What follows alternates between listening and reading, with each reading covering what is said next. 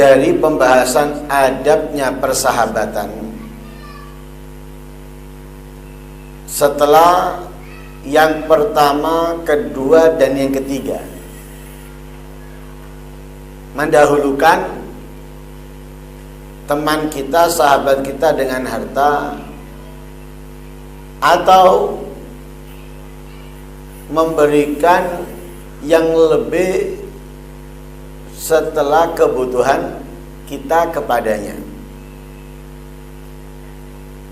Menolong dengan diri kita di dalam kebutuhannya tanpa ia meminta terlebih dahulu dari kita, dan menutupi rahasia, menyimpan rahasia, menutupi kekurangan, diam atas cacian orang kepada sahabat kita yang sampai kepada kita. Itu yang pertama, kedua, dan ketiga. Sudah kita bahas secara ringkas tentang ketiganya. Kali ini yang keempat, yaitu iblaghu, menyampaikan ma yasurruhu, apa yang menyenangkannya, min tsana'in nas, dari pujiannya orang, alaihi, atasnya.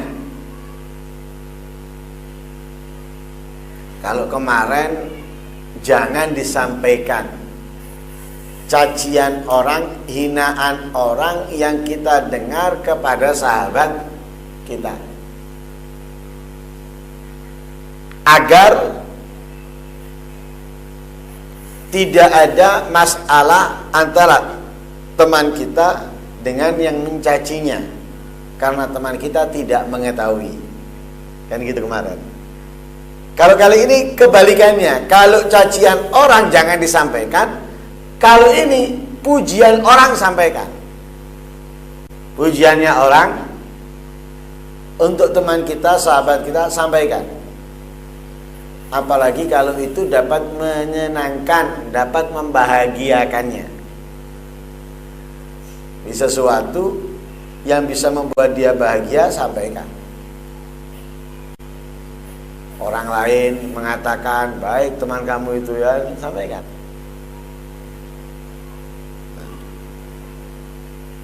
Sebagaimana Nabi SAW bersabda di dalam hadisnya, idza ahabba ahadukum akhahu falyukhbirhu. Jika seseorang mencintai selainnya, maka hendaknya ia memberitahukannya. Ya, dalam arti sesuatu yang menyenangkan, yang membahagiakannya, kasih tahu. Karena kalau kita tidak memberitahunya, itu murni hasud. Murni hasud. Ada orang memuji teman kita sampai di telinga kita, kita diem, nggak menyampaikan, nggak ngomong. Nah, ini berarti kita hasud, kita iri. Mestinya sampaikan, kecuali kalau kita tahu teman kita ini gampang tertipu dengan pujian. Kalau dipuji melayang tinggi, lupa turun, akhirnya bangga diri, sombong, dan semisalnya. Loh, jangan disampaikan. Tapi kalau pujian tadi itu sampai kepada dia, tidak ada yang berubah sama sekali dari dirinya, ya seperti biasanya, nggak berubah, nggak apa-apa, sampaikan. Tapi kalau merubah menjadi sombong, menjadi bangga diri, dan semisalnya, jangan disampaikan. Jangan disampaikan. Wa husnul isgha'id al hadis, baik di dalam mendengar ketika ngobrol. Kalau ngobrol sama teman, jadilah pendengar yang terbaik. Jangan teman kita ngajak kita ngobrol, kita diem, tapi bukan yang baik. Diajak ngobrol, noleh sana, noleh sini, memerhatikan sana, memerhatikan sini, itu kepada teman. Kepada teman kita dianjurkan, jadilah pendengar yang baik. Ya apa pendengar yang baik? Perhatikan, dia ngomong itu perhatikan. Dengarkan, perhatikan. Jangan kita dia ngomong, kita nggak memperhatikan. Sekalipun kita mendengarkannya, tapi pasti ketika orang diajak ngobrol seperti itu, jengkel. Ada orang ngajak ngomong dia nggak merhatikan, main HP. Lu dengar dia disapa, diajak ngobrol, apa yang disampaikan itu dengar, tapi dia main HP. Dilihat enak nggak? Ya enak dilihat. Teman kita nggak akan mungkin melanjutkan omongannya. Kenapa? Menganggap nggak dihiraukan. Sekalipun dia dengar, sekalipun dia tahu apa yang disampaikan, apalagi sampai HP-nya melupakan. Temennya ngobrol, dia nggak ngerti apa-apa. Ngobrol, dia nggak ngerti apa-apa. Loh, tambah parah. Yang tahu aja yang masih ngerti, masih nyambung. Nggak semestinya. Nah, jadi pendengar itu yang baik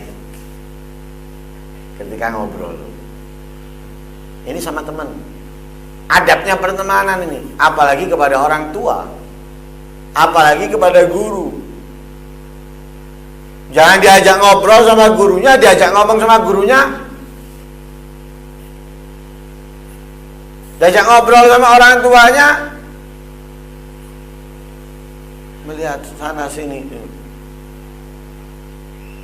Kalau sama teman aja diperintahkan untuk menjadi pendengar setia, apalagi kepada orang yang mulia di dalam kehidupan kita. Wa tarkul mumarafi,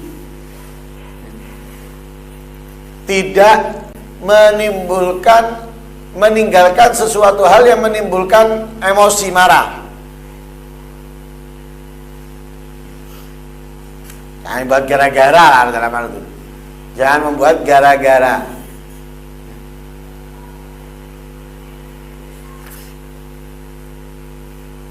Nah, itu yang keempat, menyampaikan yang menyenangkan dari pujian orang kepada sahabat kita, menjadi pendengar setia ketika diajak ngobrol dan tidak membuat emosi, marah atau yang lain sebagainya dari kejelekan kepada teman kita. Yang kelima, wa an yad'uwahu bi ahabbi asma'ihi ilaih, memanggilnya dengan nama yang terbaik, nama yang paling dicintai olehnya. Jadi memanggil nama yang terbaik, yang dicintai oleh teman kita. Kapan? Ketika di hadapannya dan juga ketika di belakangnya. Nah, kalau kita memanggil dia, panggillah namanya yang baik. Dia dikasih nama sama orang tuanya. Bahkan mungkin tasyakuran orang tuanya ngasih nama dia. Jangan kemudian nama yang dikasih orang tuanya diganti. Malah digantinya naudzubillah min dzalik, jelek, bahkan sangat jelek. Manusia ganteng-ganteng punya mata dikasih nama Opil. Siapa? Opil. Lah ini sangat kurang ajar ini. Kenapa? Orang tuanya ngasih nama. Apalagi kalau orang tuanya ngasih namanya itu sesuai dengan apa yang diajarkan oleh Rasulullah. Kasih nama yang bagus, namanya nabi, namanya aulia, namanya sahabat misalnya. Tumbuh menjadi remaja, kumpul dengan teman, sama teman-temannya diganti ini, diganti itu. Adabnya pertemanan memanggilnya dengan nama yang terbaik. Jangan kasih julukan orang. Jangan kasih julukan orang kalau kamu tidak mau dikasih julukan. Dan jangan manggil orang dengan julukannya kalau kamu tidak mau dikasih julukan atau diberi julukan. Kalau ada orang, sudah umum orang manggil dengan julukannya, jangan niru-niru. Jangan niru ikut-ikutan. Kecuali nggak ada orang yang kenal kecuali dengan julukannya. Ini terpaksa. Nggak ada orang yang kenal. Dengan namanya nggak ada yang kenal. Tapi dengan julukannya baru orang kenal. Itu pun ketika kita tanya, setelah kita ketemu memanggilnya dengan namanya.